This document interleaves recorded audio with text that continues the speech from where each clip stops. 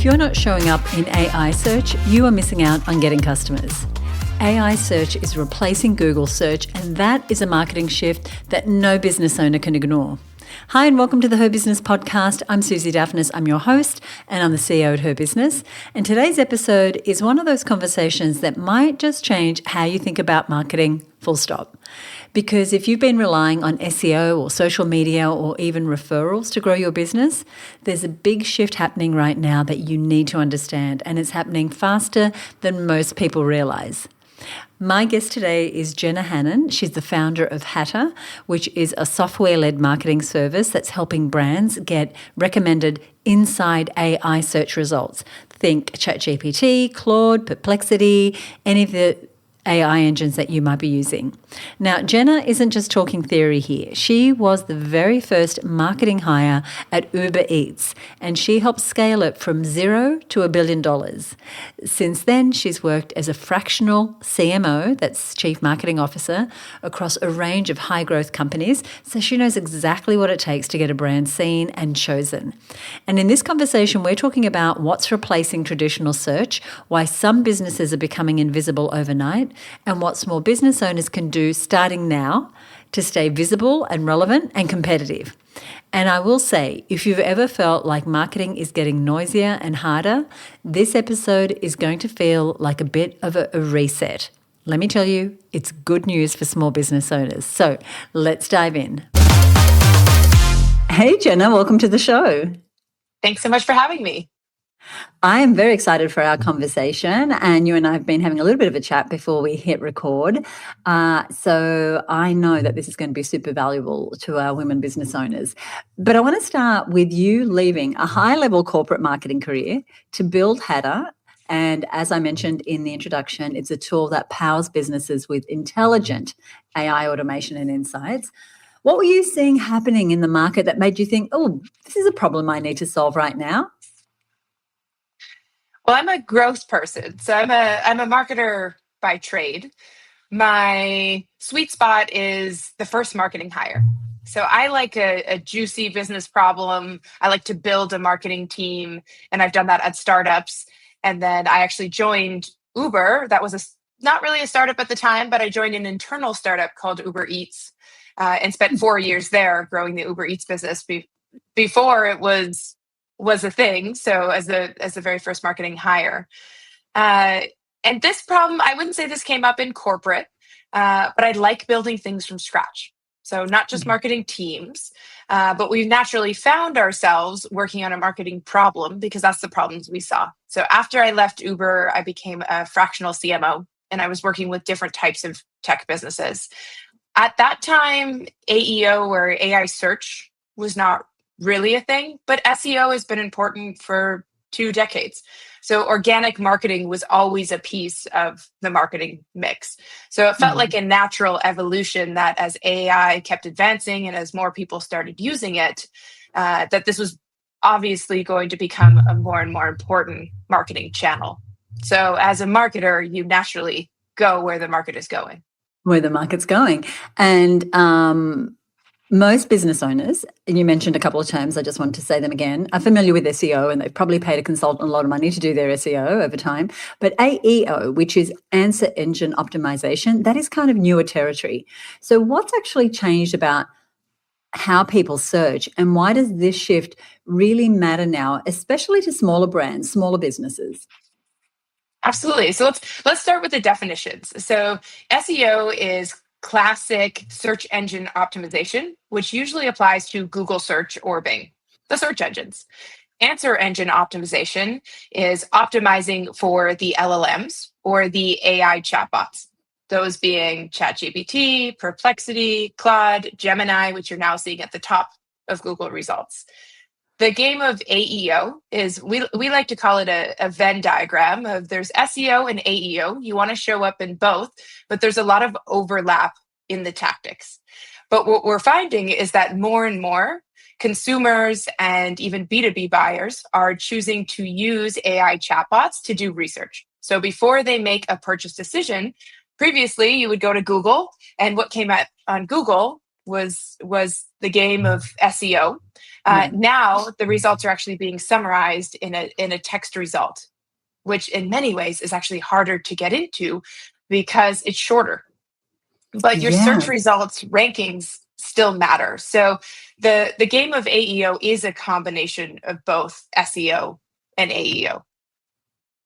All right, we're going to dive a little more into that. So when someone asks ChatGPT or Claude, a couple of the tools you just mentioned, for a recommendation, what is determining which businesses get mentioned and which don't?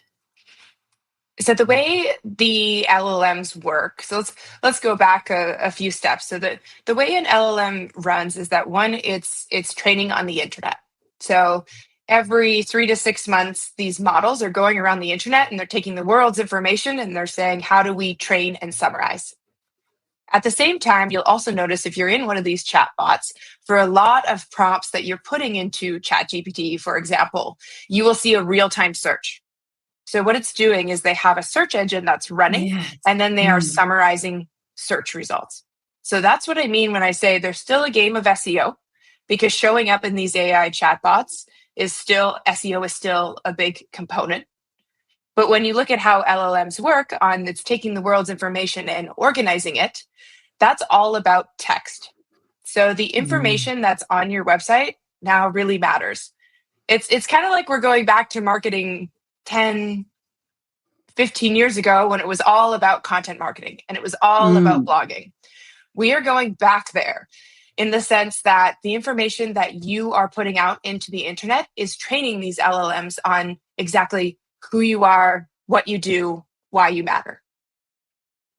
It's so fascinating. And when you talk about, that summary that's showing up now, I don't know about you. I don't go much further down. It's like whatever it's telling me there. I'm in a hurry, babe. I'm in a hurry. Yep. Okay. That's my answer. I'm moving on. I'm not typically going to look much further down. And so and I love what you said. It's like everything. And I love that we're going back really to, I'm very future facing, but the fact that everything that we're putting out there, the congruency of it, the consistency of it, all that really matters as a marketer. That juices me up. I love it. And I'm sure you do too. So, but is there a risk that a business is doing all the right things with traditional SEO, but could still be invisible to when it comes to AI-driven search? This is such a great question. Absolutely. So the strategy is different. So it actually goes to the point you just made, which is these LLMs are summarizing and it's giving you a short list of recommendations. And so what that means is you need to get very specific about where you want to show up and what recommendations matter for you as a business. So there's to give you the tactics in a nutshell, consistency really matters. Knowing where you want to show up and why you want to show up really matters. Being very specific really matters. So the game of SEO, it used to be that you would go quite broad. So we see a lot of websites that are very large websites that were going after keywords in SEO just to drive traffic, but those keywords weren't close to their business. That is going to make you invisible in the game of AEO. So AEO is all about being specific, showing up for the right person at the right time in the right recommendation list. And if your website is really broad, the LLMs have trouble understanding who you are and what you do. So that is your job to a lot of companies that were doing well in SEO before are invisible in AEO because they're just not specific enough. They haven't trained the LLMs on exactly what they do, which to your point is classic marketing. It's going back to exactly who are you targeting? Why do you matter? What are you offering them? Right. Who is my ideal client? Not let me just throw everything against the wall and see if I can draw all the people, but who am I really for? And, in declaring that, who am I not for? So where do they start then to become more visible? You've kind of already answered the question. Is it just being very specific about who you're for, those three things that you said? Is that how we start becoming more visible to AI? Yeah, so the foundation is your website. So that's kind of going back to we went in this world where you don't even need a website anymore. And now we're kind of back because it's your job to use your website to train AI who you are. So the website is really the foundation. And that's where it's your job to answer those main questions about your business. The other things that are being pulled into LLMs and AI chatbots is all of the other content about you on the internet. So that includes social media, press, reviews. So that's a mix of content that is owned, content that you create, social media platforms being an example of that, or content that is user generated. So your customers talking about you online in social media in reviews also plays into your performance in AI search. I was talking to someone yesterday and I really thought her strategy was interesting. And so I just want to ask you about it. So she has created content over years. She used to be a Facebook expert. She's very much leaned into a new area now. And she said, rather than like delete my history, I'm just publishing a lot more in the area that I want to be known for. And eventually I might retire or re-optimize some of that content. What do you think about that strategy? So we do both. Right. It is so SEO, in the world of SEO, content has always gotten stale. So the way that Google works is after about a year and a half, if you haven't changed that content, they stop indexing it. So you've always needed to refresh your content. So if you have old content on your website, chances are it's not performing. Okay. In the world of LLMs, because it's important to be precise in what you do, we find it's actually very relevant to go back and update content. So for the businesses that we work with, we are both refreshing their existing content and creating net new content. Love it. Love it. Love it. And you have, as I mentioned in your introduction, you have scaled some major brands. So when it comes to AI search visibility, what are big brands doing differently to what, say, small business owners are not doing and should be doing? And can they even compete for a niche, for a particular ideal client? Oh, this is what makes this game the most fun, is this change has really leveled the playing field. Because if we go back to a couple questions ago around the shift from SEO to AI search, there's a lot of big companies that have invested heavily in SEO that are not showing up in AI search because they just went way too broad in SEO content. So we are increasingly seeing small players show up fairly quickly, which is great. Just like in SEO, it's a game of competition. So if you are investing in AEO in a very competitive space, it's going to be harder. If you are in a small business and none of your competitors are investing in this update, it's a huge advantage for you. And we see that all the time. We are a newer agency and we get a lot of inbound leads through AI search. And so we are a brand new website. We haven't been investing in SEO for a decade, and we can now compete. So I think it's an incredible time to be a small business because marketing is changing, and I do think the field is leveling. That is so exciting, isn't it? It's so super exciting. Yeah. Really exciting. And there's so much noise right now about AI and marketing. I can't blink, without, there's another story, there's another angle, there's another tool. But from your perspective, how should small business owners, we said they're in a great position to be competitive. What would your advice be to how they approach their marketing, certainly this year, but moving forward? So the first step is to understand where you stand.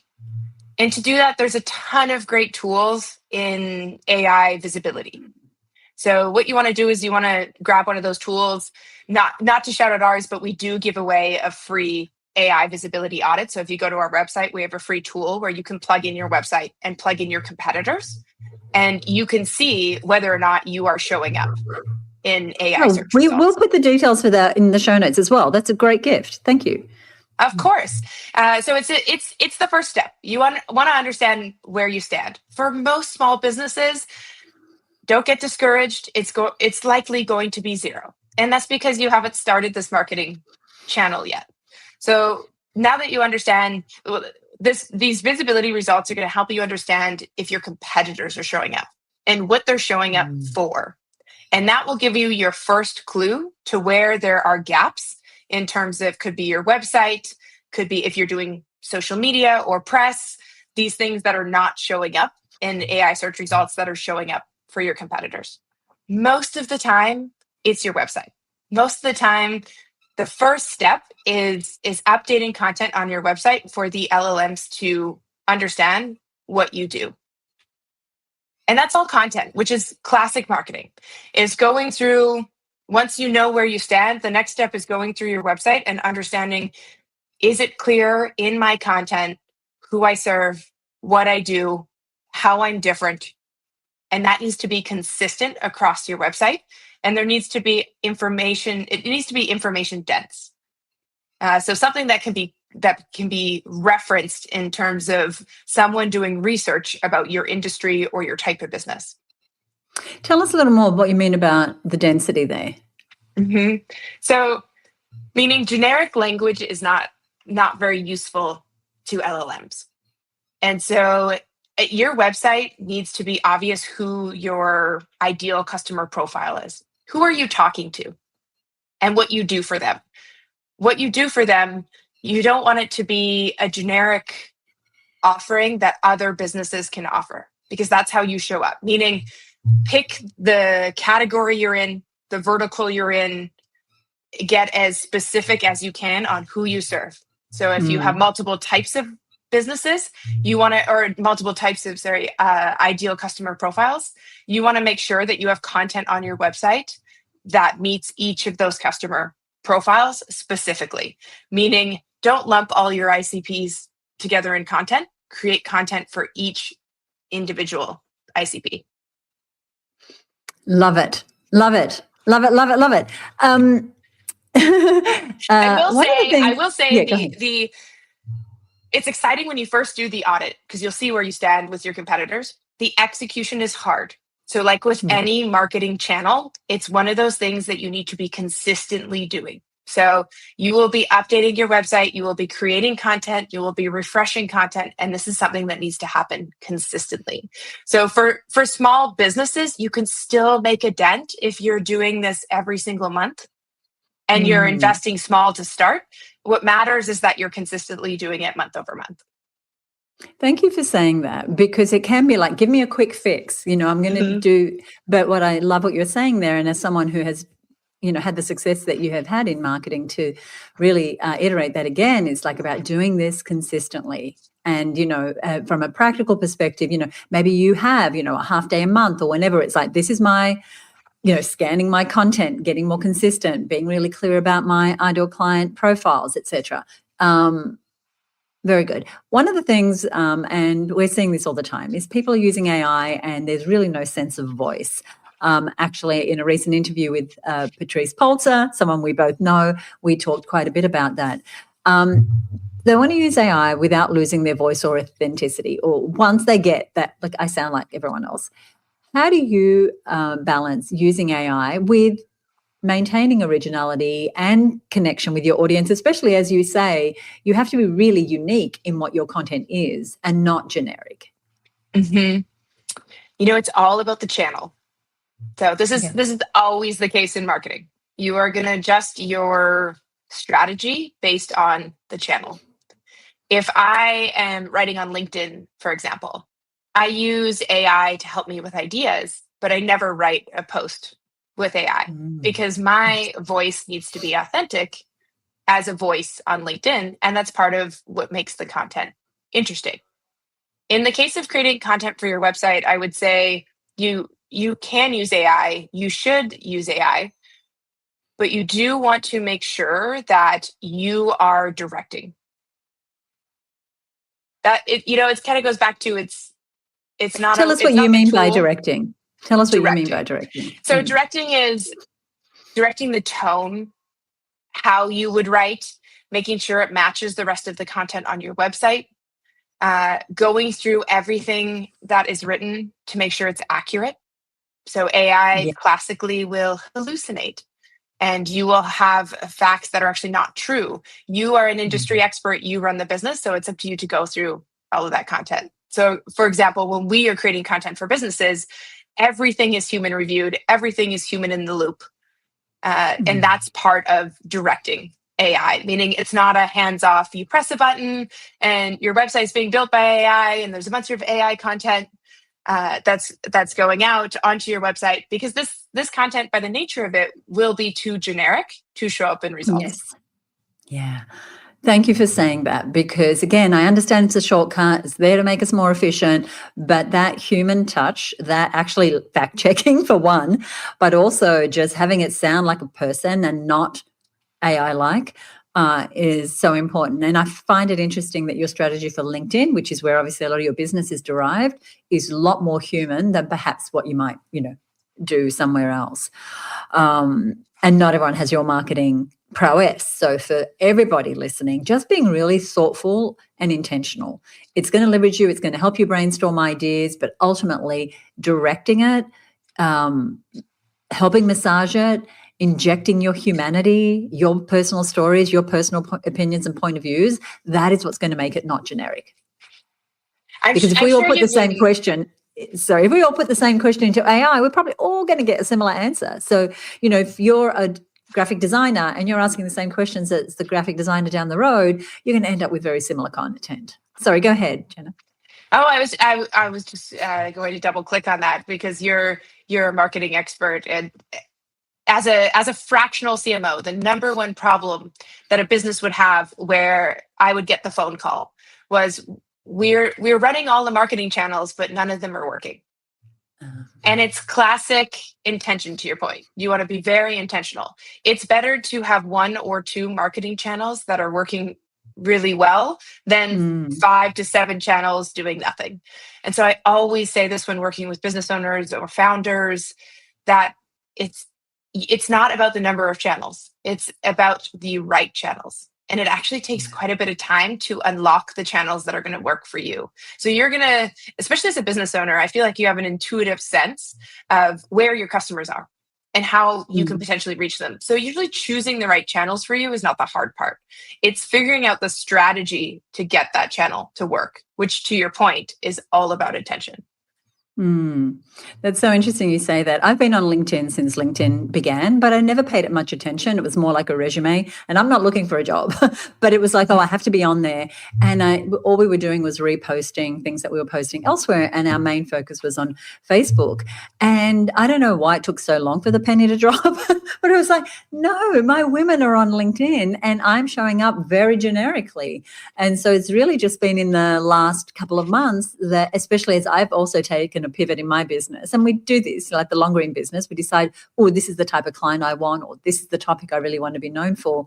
I've become far more intentional, and I'm like, I think this is going to be my favorite platform. And you could not have told me that a few years ago. It's like, no, I want to play on Instagram and I want to be, on Twitter. Oh my gosh, whatever. I crack the same joke regularly, because I also use LinkedIn, and I actually love this social network. It's my favorite social network, partly because I've met amazing people on there. And so just for me starting to write on LinkedIn, I've reconnected with lots of amazing people I've worked with in the past that I never would have reconnected with, because now I'm showing up in their feed. And it's all around business. So it has a focus, versus I feel like the other social media channels are entertaining, but there's not a focus. And so I'm with you. I never would have guessed that my number one social network would be LinkedIn. Yeah, great. Well, we're going to make sure we give everyone your LinkedIn profile so they can follow along with what you're writing. Again, we've been around this a little bit in this conversation, but if you could give a business owner just one piece of advice to stay visible and relevant as AI shapes and reshapes how people find and choose who they work with, what would that be? Ooh. The number one tactic to start with, which is the foundation, is your blog. So it sounds really goofy. It sounds fantastic. To blogging. The type of things you blog about are important for the strategy. So, for example, things that really move the needle. Writing blogs around how you were different from your competitor, How should your customer evaluate and choose you versus your competitors? Is something that is very important to train LLMs.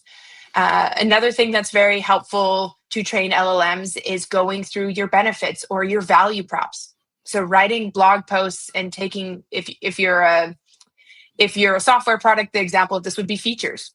Writing posts that are feature by feature, going deep, talking about how that feature works on your particular product. So there's lots of different ways to do that with a small business, if it's benefits driven or it's product driven. But we're back to blogging, and it's something that feels silly, but is very much moving the needle and helping you show up in organic discovery. What? Oh, is old is new again, and I couldn't be more excited because, again, I don't know, maybe I intuited it, Jenna, but we've just gotten more serious about our blogging. We, again, have, like a lot of people, I think 2008 we started blogging, and then it was kind of this, graveyard. It was like, we really need to be posting elsewhere. And then we've become, again, just more consistent in that. But we thought it was for SEO, but no, it's for all organic search. And that is the clincher. That is what's really powerful about what you just said. I am so excited. I am I'm itching to talk to my team after this conversation. One other big update I will give is, especially for small business owners, you're going to meet a lot of agencies, SEO agencies that are now pivoting to AEO, that are going to try to sell you what they call technicals. And this is the old school SEO of, we go on your website and we optimize it. So page speed, making sure, canonicals are correct. It's a bunch of stuff that the SEO industry used to sell you that most people don't know what that is, but we need this, and we need an agency to be doing this on a 6-month contract. In the world of LLMs are looking at text. So the technicals of your website are not as important. The blog on your website has now become more important, and that's text. And so if you hear if an agency is trying to sell you technicals, I would be very wary of that in the world of AEO. You want to work with an agency that understands content, that understands your business, that understands strategy. Very, very important. Thank you so much for that insider information. I love it. We have a tagline here on the show. It's your business, your rules. When you hear that, tell me, how does your business, the business that you're running, how are you running it by your rules? Ooh, this is a great question. I really have to think about it. I mean, my co-founder and I worked for big companies. So by the nature of starting our own business, it's by our own rules. Right. And by the nature of what we started in. So we both come from growth teams at big companies, and we really care about growth. We love the puzzle of growing businesses. We think that's fascinating. So to us, we're doing what we love to work on, which is our own rules. I think the thing that makes our business by our own rules is, we decided that we didn't want to just be a service business. We also wanted to be a tech company. So we're a very different kind of agency in that we are both software and service. And so we build software for our end customer to use, but at the end of the day, we sell them a whole solution. And that to us is a solution by our own rules.